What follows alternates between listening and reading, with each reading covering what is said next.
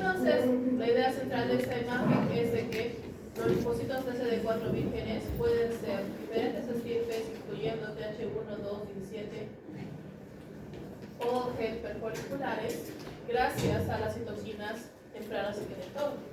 Estas citoquinas son producidas al momento de reconocimiento por las células de la inmunidad innata, lo que hace que las respuestas y las citoquinas asociadas a cada una de la diferenciación de las estirpes esté directamente relacionada con el tipo de patógeno con el que estemos tratando.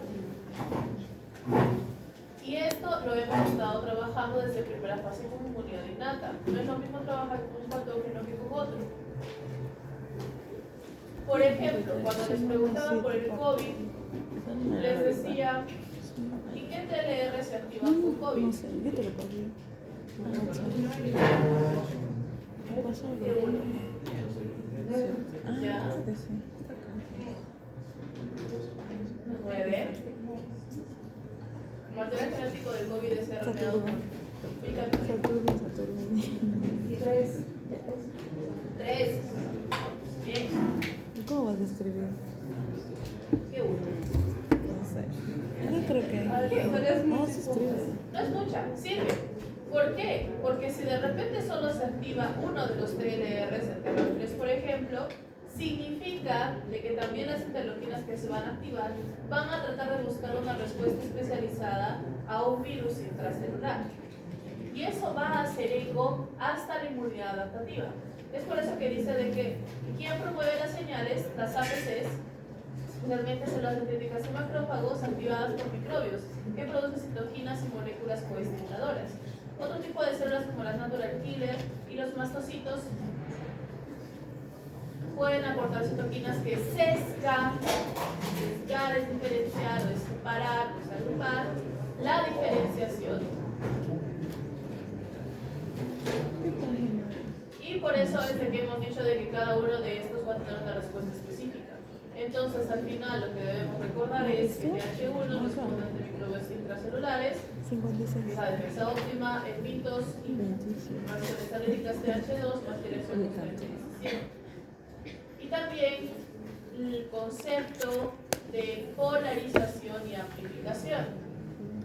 Si bien existe plasticidad dentro de este proceso, es decir, si un TH, los T de memoria normalmente no van a tener estirpe. Significa de que si fuera un TH de un tipo y tienen otra inscripción o otro antígeno diferente, pueden volverse otra estirpe. Eso sí se puede hacer, se pueden volver otra estirpe. Pero no van a tolerar que se está más en estirpe trabajando. ¿Sí? Es un concepto diferente. Puede ser varias cosas, pero ninguna a la vez.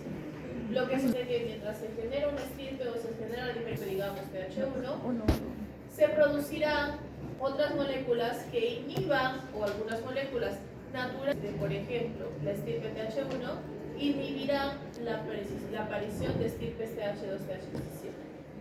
Y viceversa. ¿Sí? Conclusión, pueden ser diferentes estirpes, pueden cambiar entre las estirpes, pero no pueden haber varias estirpes a la vez.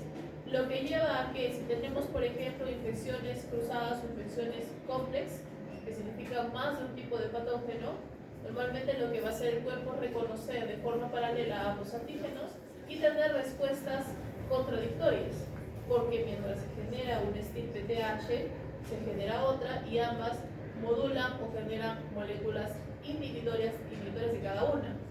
Al final, las personas suelen ser más susceptibles a infecciones cruzadas, porque el sistema inmunológico no puede especializarse en una sola. ¿Sí? Ahora entremos un poquito más en detalle a las TH1. Como hemos mencionado, las TH1 trabajan con microorganismos intracelulares, de los cuales los virus son los más comunes, pero no los únicos, porque existen bacterias que son intracelulares también. Normalmente vamos a tener una activación de esta vía por inmunidad innata temprana asociada a los interferones, como el interferón gamma, asociada a la interleuquina 12, interleuquina 18. La interleuquina 18 es un canónico proinflamatorio, y también algunos interferones de tipo 1 como la alfa beta, que a su vez producen o permiten que se produzca interferón gamma en macrófagos y células natural killer, ¿no? Es una reacción en cadena.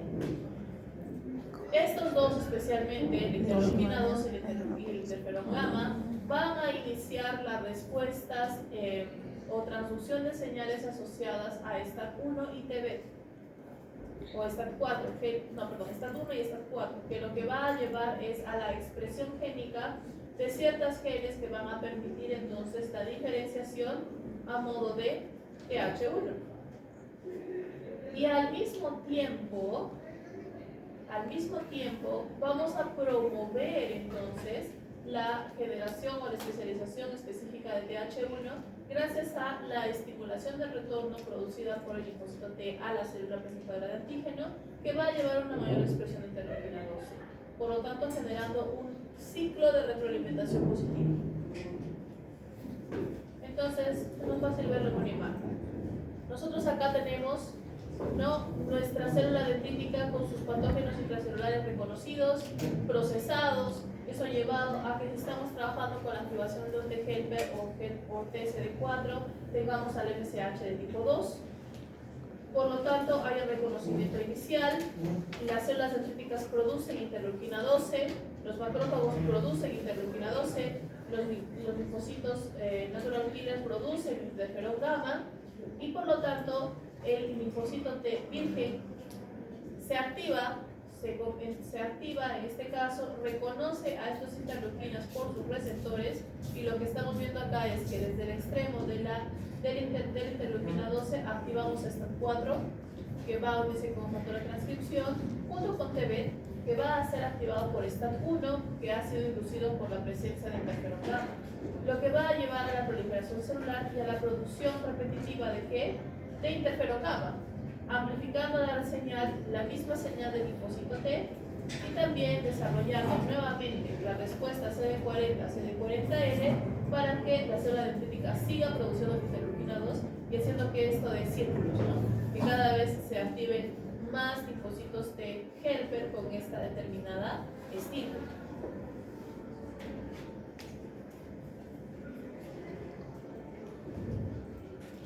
Entonces, como hemos mencionado, normalmente los linfocitos T, una vez que están activados, van a tener funciones de retorno a las APCs. En el caso particular de los TH1s, van a unirse a los macrófagos, por ejemplo, y van a producir interferón gamma para inducir la degranulación y la combinación de las diferentes vacuolas degradadoras, como son las peroxisomas, los lisosomas, etc., con los vacuolas que contienen a los patógenos, induciendo por lo tanto la activación clásica de macrófago tipo M1 y la destrucción de microbios en su interior. Al mismo tiempo, también tenemos nuevamente la producción de CD40 ligando, que se une al CD40 de las APCs, lo que va a llevar a la producción de especies reactivas de oxígeno, no solo que destruyan a estos microbios, también se va a inducir una mayor expresión del complejo mayor de histocompatibilidad de tipo 2, lo que va a promover, por lo tanto, la activación de más linfocitos TSD4, expandiendo o amplificando la respuesta inicial. También permite de que haya una expresión mayor de coestimuladores B7. Entonces, hay un detalle con los virus. Normalmente los virus no empiezan con un amplio espectro de moléculas de las cuales las APCs puedan procesar y presentar, lo que hace que a veces la respuesta inicial sea débil. Pero no nos podemos tomar el lujo de mantener la respuesta débil tampoco, ¿no? ¿Se imaginan de que de repente, bueno, el terremoto es muy obvio, se imaginan que estemos viviendo en Camaná? Ya, hay muchas autoridades camanicas. Imagínense que vivimos en Camaná, ¿sí? ¿Alguien acá vive en Camaná? ¿Tiene familia en Camaná? ¿Va a visitar Camaná en el verano? ¿No? ¿Sí? Tal vez una de las poblaciones más preparadas por un tsunami en Arequipa sea Camaná, por razones funables. lamentables. No voy a hacer un chiste respecto a eso. Para los que no son de acá, hubo un tsunami en Canacaná que barrió con todas las casas de alimentos. Y bueno, se imagina que de repente ocurre otra vez un tsunami en Canacaná. Pero no tengamos manera de alertar a las personas más que voz de palabra.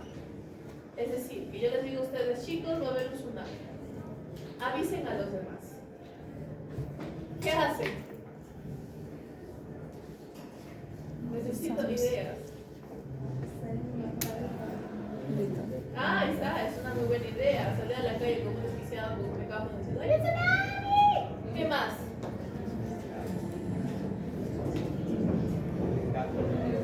Publicarlo en redes, está bien, bueno, tal vez se pierde el camino, pero está bien, ok. ¿Qué más? La radio, ya, ¿qué más? Por ahí te tengo que conseguir una alarma. Lo que estamos haciendo es, dense cuenta, solo fui yo la persona que les avisó del tsunami. Y solamente a ustedes, que en función de la universidad representan menos del 5% poblacional. Pero es su objetivo alcanzarlos a todos. Mientras más personas activen, como ya les di la alerta de que hay un tsunami, ustedes se van a desesperar. Especialmente si les digo, ay, pues sí, está un tsunami en camino. Yo creo que sería muy buena idea irnos al techo del edificio para ver si sobrevivimos.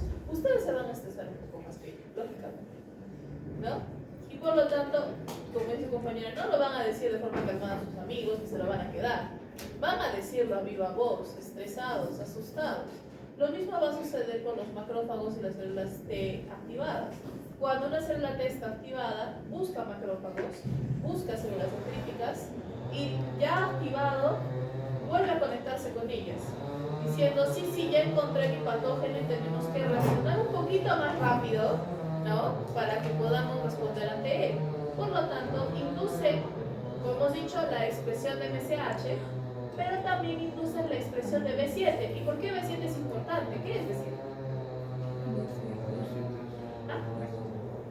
Es una señal o un receptor coestimulador. Recuerden que los linfocitos no se activan si no tienen una luz verde, que en este caso es el B7 de las APCs que se conecta con el CD28 de los linfocitos T. Por lo tanto, si yo induzco que la célula dendrítica o que el macrófago exprese más MHC y más B7, ¿qué es lo que estoy haciendo? Estoy haciendo que promueva la activación de más linfocitos T en menos tiempo, ¿no? Es lo mismo de que se va corriendo con un megáfono avisando que hay un tsunami. La idea es que la respuesta sea mejor. Luego tenemos el TH2. Entonces, ¿cuándo aparece el TH2? Hemos dicho de que aparece en el mitos alérgenos y también cuando queremos buscar un parásito celular, cuando hay desregulaciones con TH2, es cuando aparecen enfermedades alérgicas. La interleuquina 4 es el inductor principal de la estirpe TH2. Punto aparte, también es el principal inductor del estirpe THF, así que tal vez no sean los únicos que se expresan de forma paralela. ¿Sí? Normalmente este TH2 va a estar producido por T activados, mastocitos y otro tipo de células en inmunidad, células periféricas.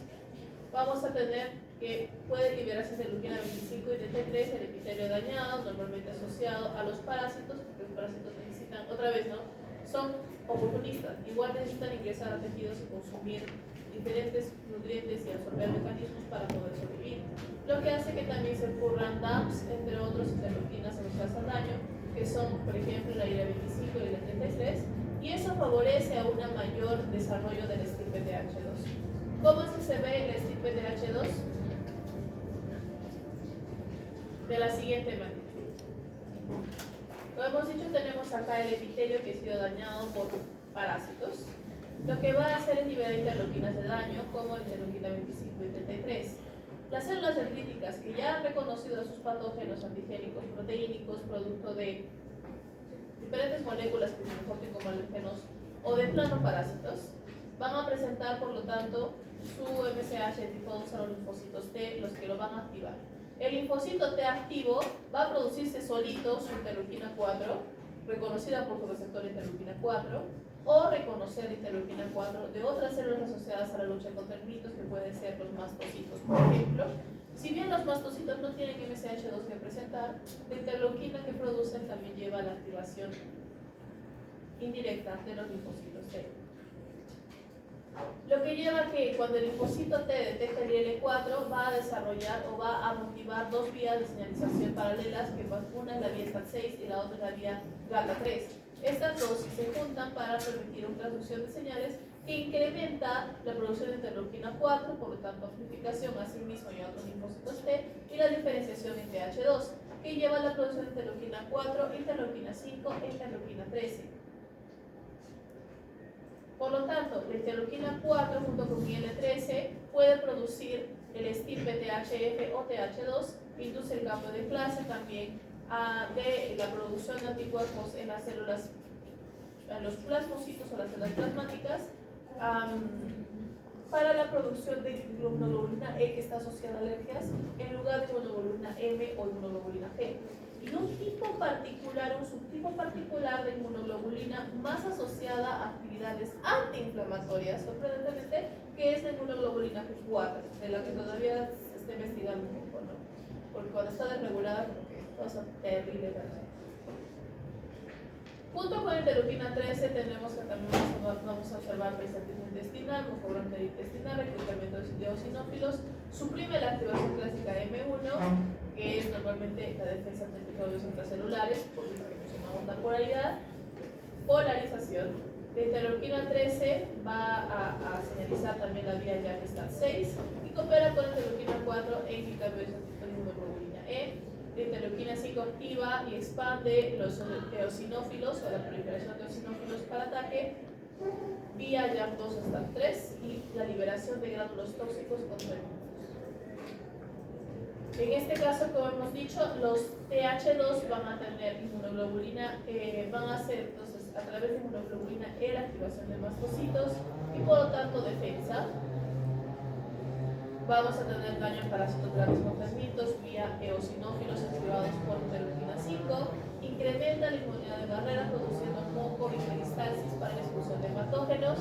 Cuando tenemos una ameba, ¿nos estreñimos o nos da diarrea? Es nuestro cuerpo tratando de botar a la ameba, ¿sí? Peristalsis, expulsión de patógenos. Y en lugar de inducir la respuesta macrófago tipo M1, que es intracelular, inducimos la respuesta macrófago tipo M2, ¿sí? Con interleuquina 4, interleuquina 13, que promueve o que combina la inflamación y promueve la reparación y la fibrosis, incrementando la producción de colágeno y factores de crecimiento como el PDGF, el TGF-beta y procesos de angiogénesis. De forma asociada podemos tener una subpoblación de THFs.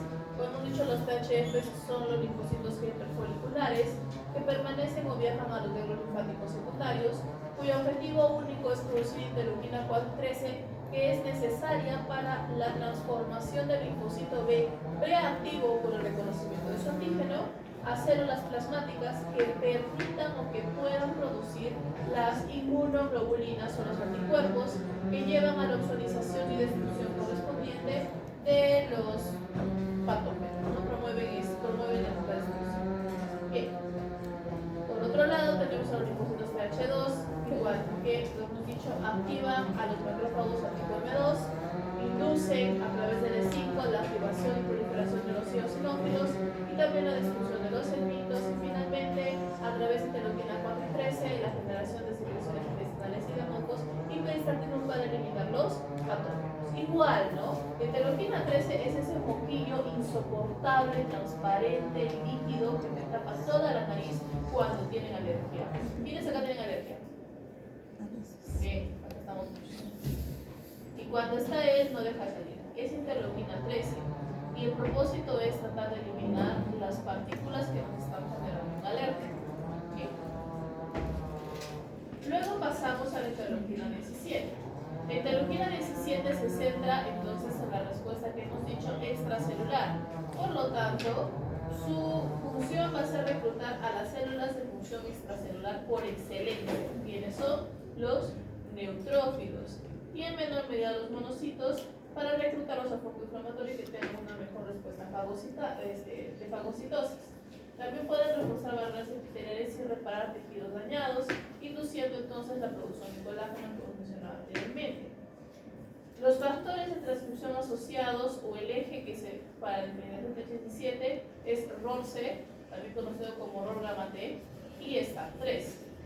Y donde abunda este tipo de respuesta TH17 en mucosas, intestino y desarrollo de microbioma. La señal de diferenciación mayoritaria es TH17 y TH22, pero para poder producir TH17 primero tenemos que reconocer a las interleuquinas clásicas proinflamatorias que son la interleuquina 6 y la interleuquina 1, que es la que permite la producción de interleuquina 17, y por un lado paralelo la interleuquina 23 expande el estirpe TH17. Aquellas moléculas que inhiben el desarrollo de estirpe 17 son el interferón gamma y interleuquina 4. Como se mencionó, polarización, promueven otras.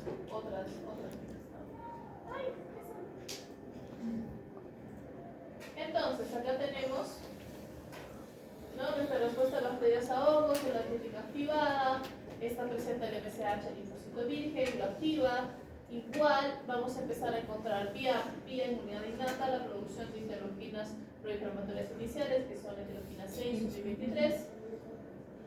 Y por otro lado, el factor de crecimiento tisular beta, lo que va a llevar entonces a la activación de dos vías, que es, como he dicho, ROR gamma T o ROR C, y estas tres que juntos van a promover la expresión génica que va a conllevar a la diferenciación de linfocitos T17 y la producción de interleuquina 17 y 22 para inducir mucha más respuesta respecto a los T17, ¿no? Acá los T17 están ya expandidos, y lo que vamos a tener es que por un lado los T17 van a promover la destrucción o el llamado de células inmunológicas como monocitos y neutrófilos a la zona de acción a través de quimiosinas, factor de inclusión humoral, interleuquina 1 y interleuquina 6, y al mismo tiempo la interleuquina 22 va a actuar sobre las células tisulares promoviendo la expresión de moléculas asociadas al esqueleto extracelular, como son cromosomas, para producir una mayor función de barrera y una reparación de tejidos o una mayor, ¿cómo se puede decir? Entre células.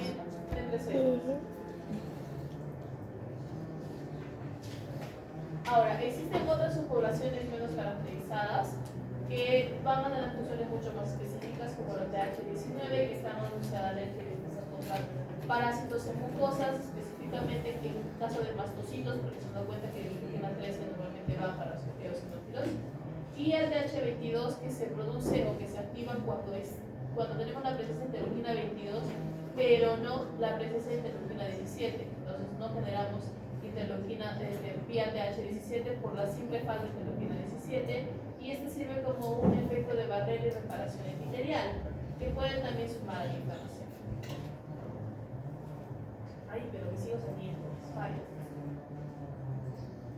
Otras subpoblaciones de linfocitos T que podemos tener son los linfocitos T gamma delta, que son aquellos encontrados en mucosas y de pobre población en cuestión de número, no son muchos. Los linfocitos T natural killer, que también van a cumplir funciones cuasi innatas como los natural killer estándar, lo que significa de que van a tener una respuesta no necesariamente específica, su PCR es invariable, pobremente variado. Igual normalmente vamos a tener una respuesta directa a patógenos lipídicos, no patógenos proteicos, que también es una diferencia marcada por los linfocitos T.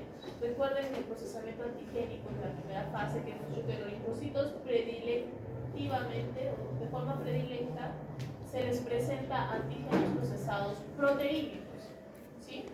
En este caso estamos hablando de antígenos lipídicos, y algunas funciones de respuesta también van a ser, ¿no?, la disfunción celular. Y luego tenemos a los maítos o los linfocitos T del mal, es decir, de la zona de mucosas, que igual normalmente van a estar asociados a actividades de glucosis. Ahora sí acabamos con esto. Vamos con el siguiente. Ahora, el de CD8 es relativamente corto.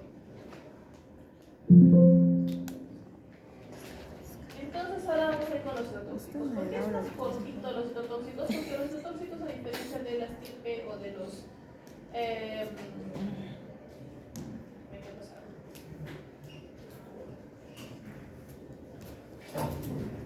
No.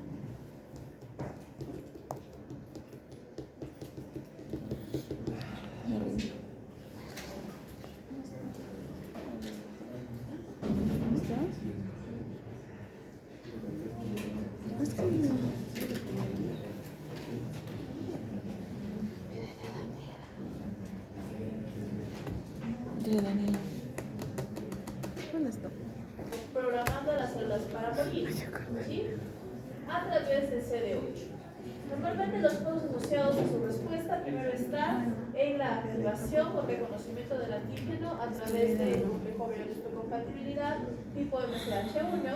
Lo curioso de los CD8 es de que el MSH1 es el único MSH expresado tanto por células presentadoras de antígeno como por células civiles.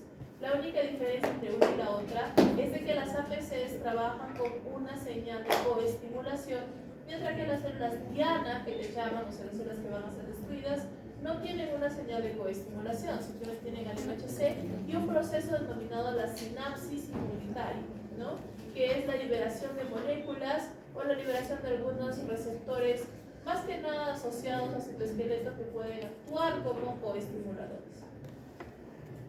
Como hemos dicho, luego viene la coestimulación y licencia de los APCs, es decir, la luz verde, que en el caso de la D es la unión B7CD28, que promueve la coestimulación cuando la respuesta innata es muy fuerte. Si la respuesta innata es débil, podemos hacerlo desde vía CD4, es decir, primero se activaba los CD4 y los CD4, como hemos dicho, tsunami, sobreactivan a las APCs a través del reconocimiento CD40 y CD40 para generar una mayor expresión de B7 interleuquina 12 y por lo tanto incrementar la respuesta de las APCs, lo que se llama licenciamiento de las APCs. ¿Cómo podríamos definirlo para que se acuerden? Ustedes conocen el meme de los pingüinos de Madagascar. Hay muchos. En el que dice el rico Kaur y Skipper dice, eso es. Muy bien, perfecto, eso es. Licenciamiento APC, ¿ok? Ya. ¿Quién me escribe y fastidia?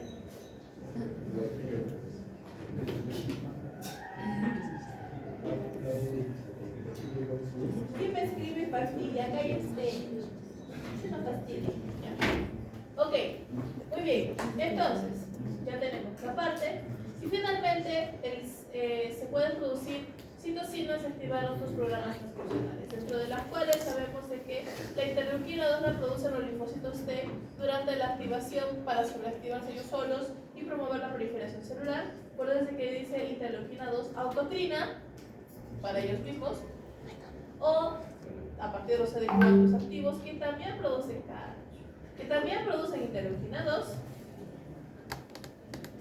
y que promueven la diferenciación, la proliferación y diferenciación a citotóxicos en memoria. La interleuquina 2 y interferón de tipo 1 empujan, o mejor dicho, atraen a los CTLs efectores a las células infectadas. La interleuquina 15 ayuda a la expresión de BCL2 que hemos visto, o BCLX que hemos visto la clase pasada, y por lo tanto promueven el mantenimiento de las células CD8 Plus de memoria, que recuerden que no son células efectoras, no están ahí para actuar, están ahí para conservar a esa población activada por ese patógeno específico. Y finalmente los factores de transcripción asociados, vamos a tener las vías ya que está STAT5 a través del interferón gamma y el STAT4 a través del interleuquina 12. Entonces, como hemos dicho, tenemos acá a nuestro patógeno, a nuestra célula de que detectó un patógeno intracelular, ya sea por los DAPs, ya sea por la fagocitosis de restos celulares. Esta expresa, como hemos dicho, su MSH ahora de tipo 1 porque se va amarillito, y su B7, y viaja a los ganglios linfáticos, en donde vamos a encontrar a los linfocitos TCD8 vírgenes en los cordones medulares, que han llegado ahí desde el quimo a través del torrente sanguíneo, y cuando se encuentran vamos a tener primero la señal MSH1, la señal coestimuladora B7-CD28 y por lo tanto la activación o generación del linfocito CD8 efector STL. Si todo está bien y la respuesta innata ha sido fuerte, por lo tanto, estos atraviesan nuevamente el torrente sanguíneo, torrente linfático y se acercan a la zona de acción. Y aquí, estos linfocitos activos reconocen de retorno el MCH1 de las células infectadas y promueven su destrucción. Así no me destruye todo de canto, solamente aquellas células infectadas. Sin embargo, esto asumiendo de que la respuesta es fuerte. ¿Sí? Cuando tenemos una respuesta fuerte, asumimos que todo va bien, pero no todos los patógenos tienen una respuesta fuerte, sea porque tienen una baja carga patogénica dentro del cuerpo, sea porque su proceso de incubación es más largo, sea porque su división celular es más larga también, y por lo tanto, al principio podemos pasar un periodo de ventana sin respuesta inmunológica, ¿no? Esos organismos que incuban por largos periodos de tiempo. Normalmente cuando esto sucede tenemos dos mecanismos por los cuales podemos incrementar la respuesta para la activación de los linfocitos CD8 efectores. Una de ellas es a través de la liberación de citoquinas liberadas por quién? Por el linfocito TCD4, que puede ser, como hemos dicho, la interleuquina 2, interleuquina 12, que van a promover, por lo tanto, la diferenciación y proliferación de los CD8, mientras que son activados por las APCs. Y al mismo tiempo el TCD4 se une a las APCs, ¿no? También es activado, las células dendríticas pueden activar muchas cosas a la vez. Y eso produce, por lo tanto, una mayor expresión de linfocitos TCD8. Y el caso opuesto también es de que cuando el linfocito TCD4 está activo, produce CD40L, lo que es la respuesta estimuladora de las APCs, ¿no? Lo que hemos dicho, cabum rico cabum, ¿sí? Lo que hace que a través de este proceso las células dendríticas produzcan más B7, produzcan más MSH y por lo tanto puedan activar a más linfocitos TCD8 a la vez, lo que promueve por lo tanto la respuesta de activación de CD8. Ahora, dentro de las posibilidades que tiene nuestro CTL, existe lamentablemente la posibilidad del agotamiento o de la exhaustión intraleucinal. ¿Qué sucede? Como se han dado cuenta, existe una estimulación cíclica y permanente de las células inmunológicas. En el caso del CTL es simplemente decirle mata, ya voy, pero mata, ya voy, pero mata, pero ya voy, ¿no? Hasta que eventualmente la estimulación ya no tiene el mismo efecto, sea porque las señales de transducción están copadas, sea porque ya tenemos una saturación de respuestas enzimáticas, lo que va a llevar a que ya el estímulo no responda o no genere la misma producción de señales que al principio, lo que reduce la proliferación, lo que reduce el interferón gamma, lo que reduce la citotoxicidad y lo que promueve la liberación de moléculas antiinflamatorias, porque la célula cree que ya se está acabando la infección, y no es de que se está acabando la infección, es que ha persistido tanto que ya no le importa, ¿sí? Estamos hablando de cronicidades de meses a años, ¿ok? Entonces, en este caso, este proceso de agotamiento, por lo tanto, induce la expresión de inhibidores como PD1, CTLA4, TIM3 y LAM3. Específicamente PD1 si hubo una activación previa, CTLA4 si no hubo una activación todavía, lo que induce, por lo tanto, la falta de reacción del sistema inmune. Por eso es de que algunas muestras de inmunoterapia, especialmente en enfermedades de infecciones crónicas, está asociada a moléculas anti-PD1 para revertir o luchar contra el agotamiento. Este tipo de procesos pueden ocurrir, por ejemplo, durante una infección de VIH. ¿Por qué? Porque el VIH particularmente le encantan comerse linfocitos de CD4. Y si no hay linfocitos de CD4, no tenemos una fuerte señal coestimuladora rápida, como hemos visto, para las células APCs, lo que hace de que lleguemos al agotamiento y por lo tanto falta de difusión de APCs y lleva entonces a una pérdida de la respuesta inmunológica y pérdida de la población de memoria, ¿no? Y aquí es justamente lo que estamos observando, que cuando hay una infección crónica y el antígeno persiste, el linfocito T se encuentra agotado y empieza a generar receptores inhibidores, ¿no? Al generar receptores inhibidores, va a reconocer al ligando del receptor inhibidor en la APC y por lo tanto la infectada viva se queda viva y persiste mucho más la infección. ¿Sí? Es una vía de escape. Por lo tanto, ¿cómo es que actúan las CTLs? Normalmente lo que van a hacer es reconocer, o hemos dicho, MHC1 junto con el PCR del CD8, tenemos una señal que va a aparecer, será una coestimuladora que va a hacer en realidad la sinapsis inmunitaria generada por ICAM1, que es destinada a una molécula de adhesión celular, y se van a liberar. La vía principal es la liberación de gránulos citotóxicos, donde tenemos a las perforinas, granzimas, serina y granusilina. Las perforinas y las granzimas, que normalmente lo que van a hacer es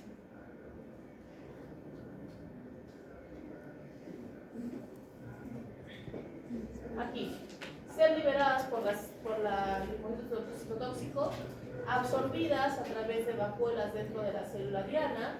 Estas perforinas van a salir hacia el citosol, donde va a activar la vía de las caspasas y van a producir la consideración de diana.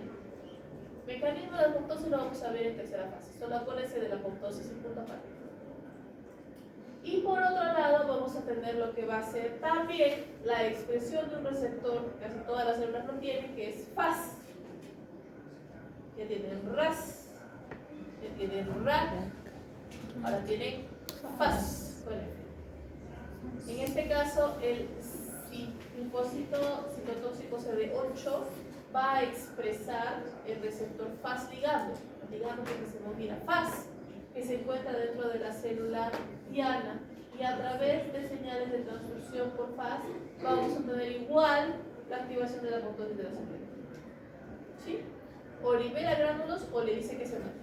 Una de dos. O las dos también. ¿Sí?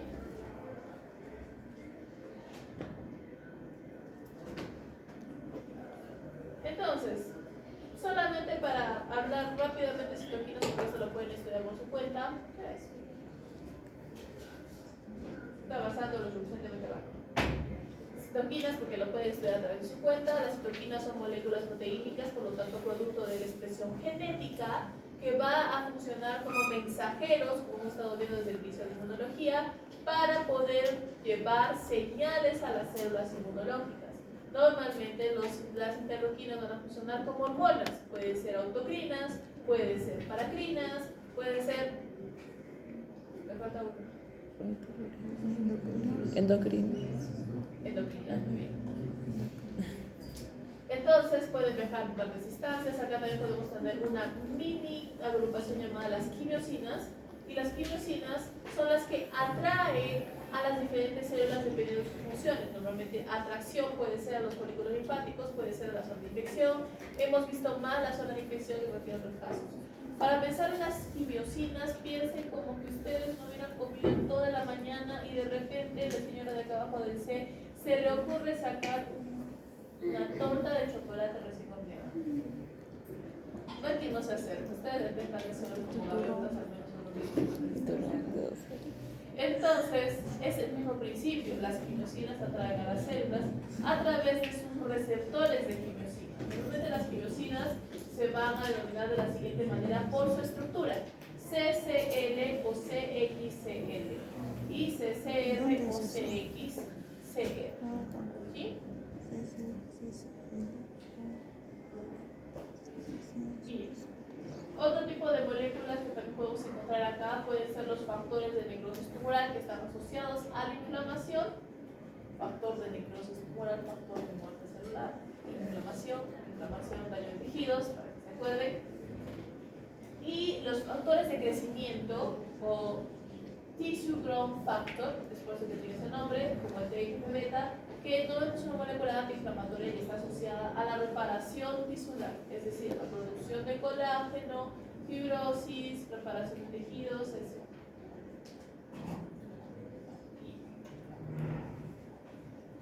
Entonces hemos visto diferentes tipos de funciones normales, ¿no? Entre las cuales podemos tener pleiotropía, por ejemplo la interleukina 4, una citocina, múltiples cosas por hacer en la vida, no solamente genera el estirpe TH2, genera el estirpe folicular. Sinergia o antagonismo Por ejemplo, TH17 y TH22 técnicamente generan una sinergia en quién? En la estirpe TH17, que sirve para lo mismo, ¿no? Igual a la interleuquina 4 y la interleuquina 13. Y antagonismo. Antagonismo sería, por ejemplo, la interleuquina 1 y la interleuquina 10. ¿Por qué? Porque la interleuquina 1 es un proinflamatorio y la interleuquina 10 es un antiinflamatorio. ¿Sí?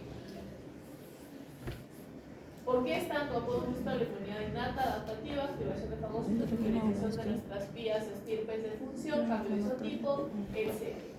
En el impacto clínico podemos detectar cuando existe una sobreexpresión de algunas de estas productos de autoinmunidad como interleuquina 17 o interferón gamma, alergias como un exceso de interleuquina 4 interleuquina 13, sepsis como es la tormenta de citoquinas que hemos visto cuando hemos estudiado las citoquinas, donde están las clásicas pero exacerbadas, ¿no? Interleuquina 1, 6, factor tumoral, interleuquina 8 y 18.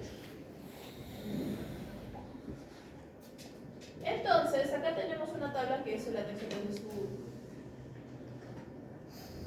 libro, en el cual ustedes pueden encontrar no todas las interleuquinas que hay, pero las que se ven en el libro con funciones, es decir, su nombre, quién la produce, quién la recibe y qué hace. ¿Sí? Algunas de estas son autocrinas, como hemos visto la interleuquina 2 y la interleuquina 4 son las autocrinas por excelencia, es decir, el linfocito T la produce para activar a quién, al linfocito T, ¿sí? Entre otras variantes, y esto lo pueden ver con mucha tranquilidad en casa. Vamos a pasar ahora a las inmunoglobulinas. Pero esa definición no me gusta. Al libro.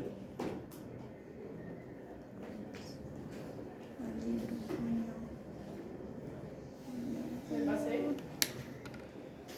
Ay, me pasé. Ok.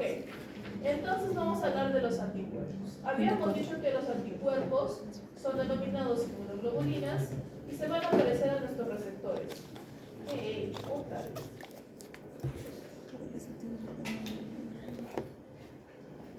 En donde vamos a tener ciertas similitudes y ciertas diferencias. La primera similitud es de que ambas son moléculas derivadas de globulinas, ¿sí? En realidad los receptores son un poco más pequeños, especialmente el BCR en este caso.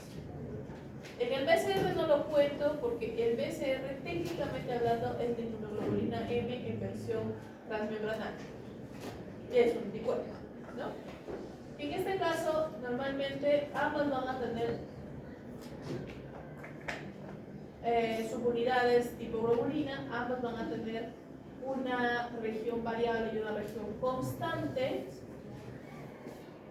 pero en lugar de tener, por ejemplo, los dominios beta, B-beta que tenemos en el PCR, tenemos dominios variable light en el caso de los anticuerpos, suelen ser macromoléculas y también pueden unirse a cualquier cosa en realidad, proteínas, lípidos o polisacáridos. Normalmente van a ser determinantes lineales y tridimensionales y suelen tener una muy alta afinidad, mucho más alta que el PCR. Dependiendo del anticuerpo con el que estemos tratando, puede ser sumamente específico a un determinado epítopo de un solo antígeno de patología. ¿Sí? Si ustedes consideran, por ejemplo, a un policía que detecta personas a través de su huella dactilar, que a veces puede fallar, los anticuerpos son como la detección por ADN, no fallan. ¿Ok? Y eso está mucho en la forma en la que están diseñados, en la forma de que son seleccionados y en general en su estructura. Entonces, para quedarnos con el grupo anterior, vamos a verificar justamente esa estructura. Esta imagen está más bonita que la otra computadora tablet, como otra vez. Nos podríamos desaparecer.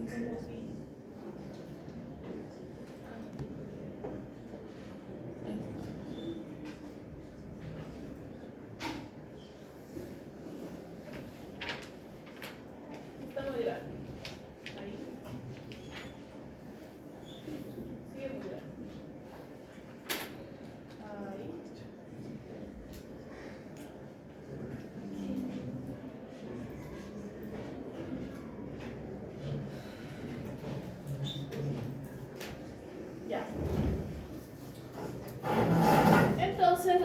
anticuerpos son moléculas diméricas de globulinas, las cuales se van a unir de esta manera a modo de yes, ¿no? Sabemos de que la globulina va a tener este espacio de gatos sulfuros y sulfuros, acá también, y acá lo interesante es de que, como se puede indicar, estamos coloreando los anticuerpos con dos colores característicos, este troncal que tiene color y estas externas que tienen otros dos colores. La troncal, que naturalmente es más grande, se le denomina la cadena pesada, porque es grande, ¿sí? Y esta pequeña se le denomina la cadena ligera. Bien, entonces, dentro de todo este proceso, y muy similar a los TCRs, vamos a tener una región hipervariable o región variable, que es la que siempre cambia por ordenamiento genético para poder reconocer a diferentes estructuras moleculares. ¿Sí? Significa de que esa región variable, que suele ser las últimas dos unidades globulinas que se encuentran en cada extremo del anticuerpo, van a ser diferentes dependiendo del epítopo que han reconocido. Y el resto va a ser igual. Eso es lo que nos permite reconocer a los anticuerpos, porque si fuera completamente variable no los encontraríamos nunca. Esta región es constante, constante, constante, constante, variable y invariable, la región más importante del anticuerpo. Y como ustedes pueden darse cuenta, nosotros vamos a estar nombrando las diferentes subunidades en una globulina por esas características. ¿Qué significa? CH1, constant, constante, heavy, de pesada, subunidad 1, CH2, constant heavy 2, CH3, Constant heavy constant heavy 3, CL, constant light, es la cadena ligera, constant light, BH, variable variable heavy, no estoy en constant, estoy en variable heavy, VL, variable light, variable light, ¿sí? Normalmente esa es una manera rápida de detectarse, ¿no? ¿Y cuál es la región para detección de anticuerpos? La región funcional está de acá, ¿no? También se denomina la región FAB, porque en el libro de primeras partes se le dice, reconoce la región FAB, se refiere a esta región aquí. Y luego está la región FC. Esta la conocen porque aparecen todos los receptores para anticuerpos, que hasta el día de hoy les dije, si dice FC es receptor para anticuerpo, no piensen más nada hasta que hagamos un inmunoglobulina, ¿verdad? Muy bien, ¿por qué le llaman la región FC? Se llama región FC porque es la región cristalizante. ¿A qué se refiere con cristalizante? ¿Se acuerdan cuando hicimos ADN? Y para poder descubrir la estructura del ADN se hizo cristalografía de rayos X. Ya. Entonces, para poder identificar la estructura de una proteína a lo más veraz posible dentro de una forma física, se la cristaliza primero y luego se hace la fotografía de rayos X para determinar su composición.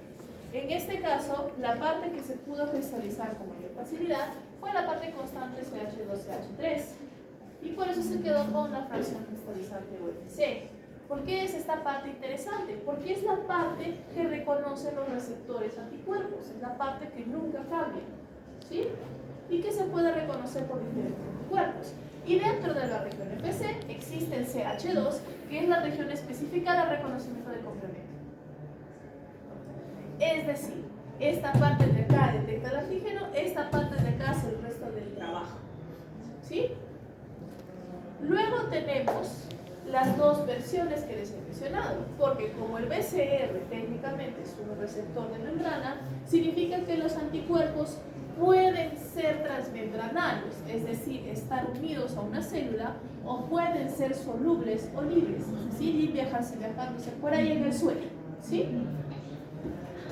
Como pueden apreciar, normalmente una inmunoglobulina transmembranaria va a tener una unidad adicional CH4 con una cola C más larga transmembranaria para quedarse unido. ¿Cómo trabajamos de forma soluble? Fácil. Lo cortamos y nos queda CH3 con la cola. ¿Sí? No borra CH4, pues sí, solo se sube C. Lo corto. Ahora, nosotros, bueno, así se ve en realidad la globulina. Y lo que nosotros tenemos es que en la región variable vamos a tener algunas cadenas de reconocimiento especiales que se les denomina los CDRs. Ahora, o sea, esto de acá que están mirando, estas hojas beta que están mirando aquí, es la región variable, o sea, es el BCBL, ¿sí? Entonces, imaginemos que este es el BCBL. Como pueden ver, estructura proteica completa, pero acá existen estos pequeños espacios de aminoácidos, que son la parte más externa de la región variable, que se denomina la región hipervariable CDR, que son los residuos CDR1, 2 y 3, y que, como podemos observar acá, son los de alta variabilidad, son los que cambian cada vez más por el mecanismo de la ¿sí? Significa de que no todos los residuos van a ser importantes en su cambio, solamente algunos. ¿Okay? Son los que más varían. Como que la manito de la figura, los deditos. ¿Qué más? ¿Qué más? ¿Qué más? ¿Qué más? ¿Qué más? ¿Qué más? Bueno, se los presento. Tenemos a la inmunoglobulina A, bonito, la IgA, la IgD, la IgE, de la que ya la conocen, la IgG, de la que ya la conocen, y la IgM, de la que ya la conocen. ¿Sí? ¿Y por qué conocen la IgM? Les dices el cansancio. Receptor para el antígeno del linfocito B. Es el BCR, pero en forma monomérica porque está transmembrana. ¿Sí? Ya cuando es de forma soluble se convierte en un pentámero. Muy bien, aquí nos quedamos para que algunos nos estén ¿ya?